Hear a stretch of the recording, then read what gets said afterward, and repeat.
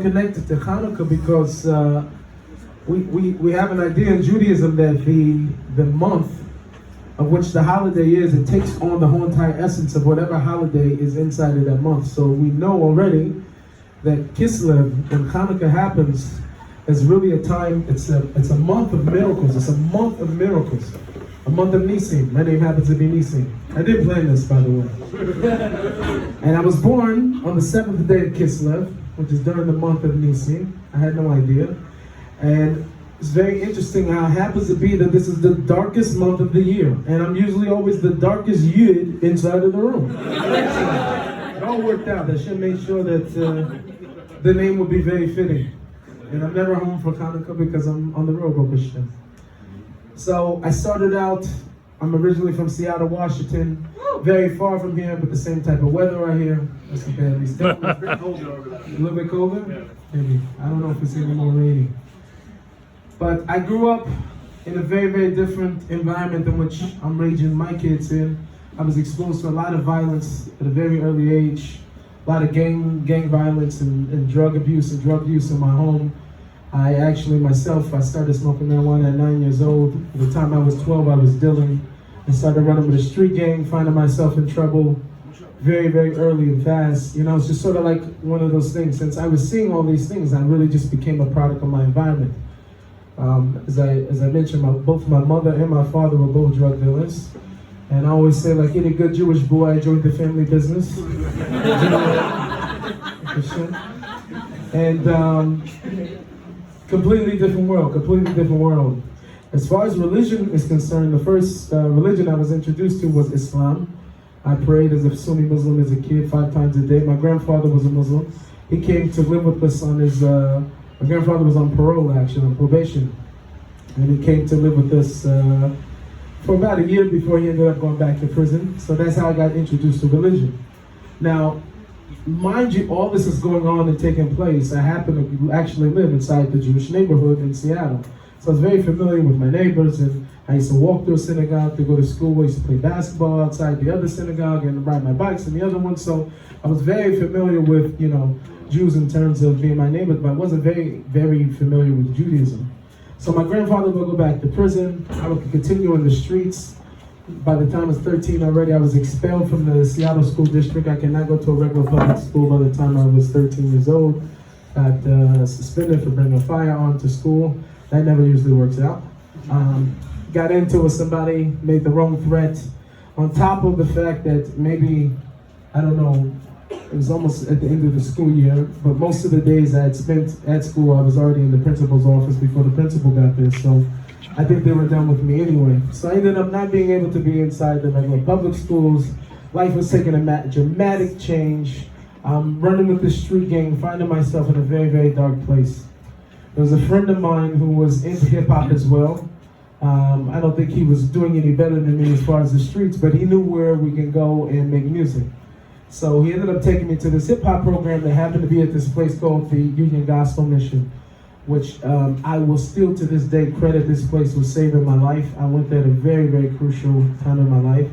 Although it's a Christian organization, I'm not a Christian today. I definitely have the utmost love and respect for that organization for being in my life at that time, because it was headed down a very dark path. So I ended up going to this place just thinking I'm just going to go there to make music. It was my getaway. And it was after a little bit of time that I started to notice that these are different relationships. I'm starting to see things different than what they were at my home. At my home, it was trafficking in and out all the time. People were there. There was an FBI raid. I think already when I was 9, I woke up to a gun in my face and on my family. Like, my house was the hot spot.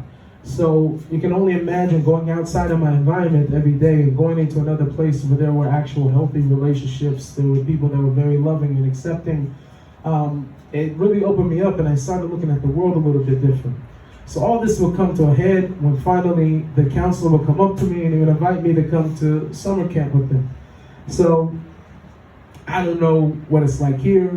People in different places have different cultural norms.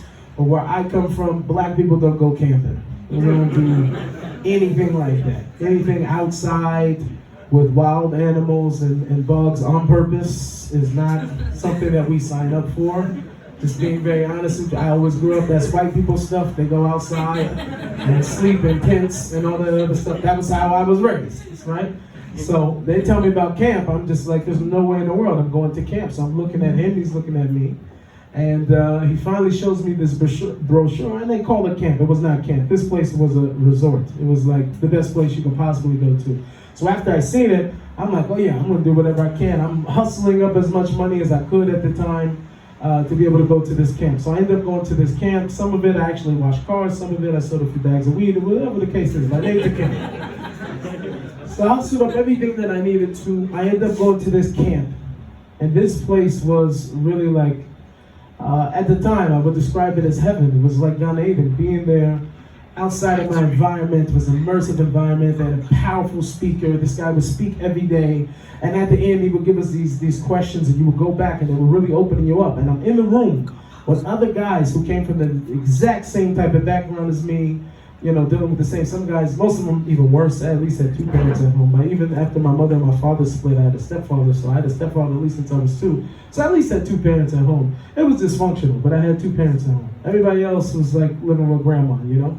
So it was a very, very powerful experience to be able to share and to be able to talk about things and to really start opening yourself up to the God idea, the God question, and God playing a role in your life.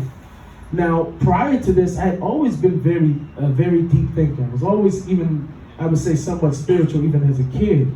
And I had an understanding that there was a God, and I didn't struggle with that too much. Baruch Hashem, because I didn't grow up in England. Sorry. It's a big issue over here, guys. Anyway, I would say, so I had some bit of awareness. So, to make the long story short, this camp was so powerful. I left reborn again Christian, even though I wasn't one before. I don't know how that worked out, but anyway, I was reborn again.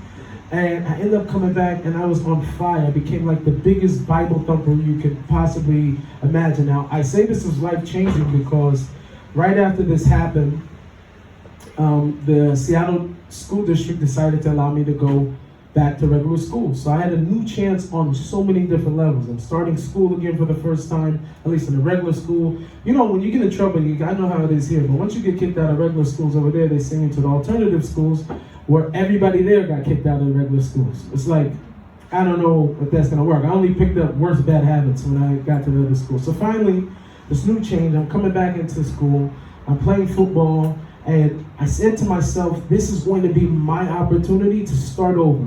No more class clown, no more guy getting kicked out of school, whatever. It's a brand new start.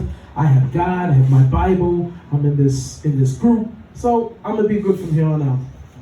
I go into school thinking the main thing is to be a quiet kid, be a quiet kid. Now, by nature, I'm not really a quiet kid, I'm sure you can tell, but I'm not really a quiet kid. So I'm really pushing myself, working on myself, and finally they had a pep rally assembly and there's a competition between 9th grade versus 10th grade versus 11th grade, 12th grade, all 4 grades duking it out on all these different competitions. And we were the new, freshmen on the block. We're getting whipped in everything. Every game that played, SOCM, soccer, whatever it was, we lost.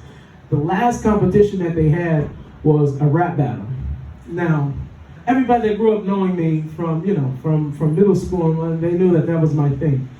And I sat there and I really made a serious cheshbon. I really thought about this at that time. And I said that if I go up there, you can forget about being the quiet kid. It's not going to happen.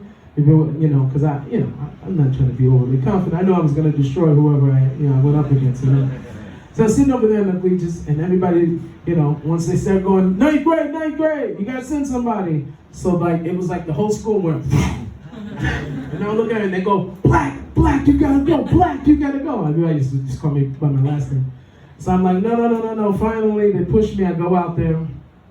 And the first thing, guys were going at me, but you know how when you're in a rap battle, you guys probably don't know how when you're in a rap battle. But sometimes you can tell when a guy has things even if he didn't write it out, he kind of has it scripted and different things like that. Right? Now, I should make a disclaimer. My freestyling skills are horrible these days. After marriage, 6 kids later, I don't have the same brain. Anyway, back then, that was my thing, right? Pre-corona, I already had corona. It took away half my brain also, too. Anyway, so listen. I went out there, and everybody's going back and forth and back and forth and running. So I said, okay, this I'm gonna show you. And I was really, really in touch with the old school. I should make a disclaimer. Both my mother and my father were rappers. They actually pioneered rap in Seattle. If you go to the music museums, you will see my parents. They were the first rappers ever in Seattle, Washington, before Mix-a-Lot, before Macklemore, and whoever else you guys may know from Seattle. Thinkable Plan as well. So anyway, this was in my veins.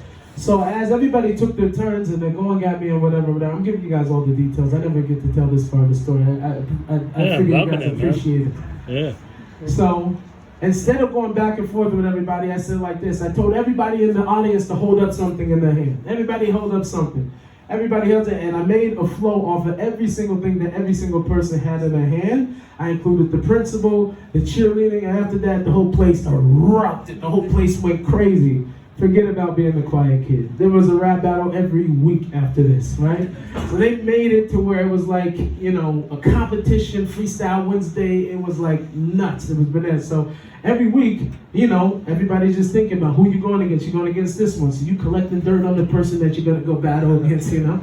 Whatever, you got to do your thing. So you're doing your homework. Instead of doing my actual homework, that was the homework I was doing. And it's safe to say I was still playing football, still getting through. But the whole idea of God started to shift a little bit out of my, you know, I wasn't so on fire anymore. And I was so busy with this, and I want to say it was about my 10th grade year, about halfway through the 10th grade year.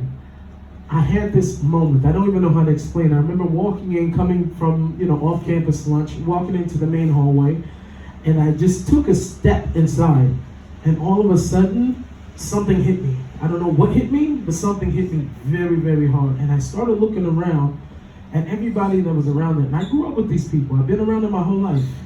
And all of a sudden, I felt so out of place. I felt so disconnected from everybody that was around me. Nothing happened. Now, mind you, I should also say, I stopped smoking when I was 13. I'm already 16. Unless I was high for a whole other 3 years, this was a high that did not come from drugs. I'm looking around, all of a sudden this feeling comes over me. I feel so out of place. And inside, there's a voice telling me, not audibly, but I can hear it saying, you don't belong here. You don't belong here. And it was as if I felt that I knew something that nobody else there knew. But I didn't know what it was. But I knew something. So I was looking around. And this went on for about 10 minutes. Afterwards, I ate a chicken nugget. The whole feeling went away. Probably because of McDonald's chicken nugget. It wasn't kosher, so that was probably why. Anyway, so the whole thing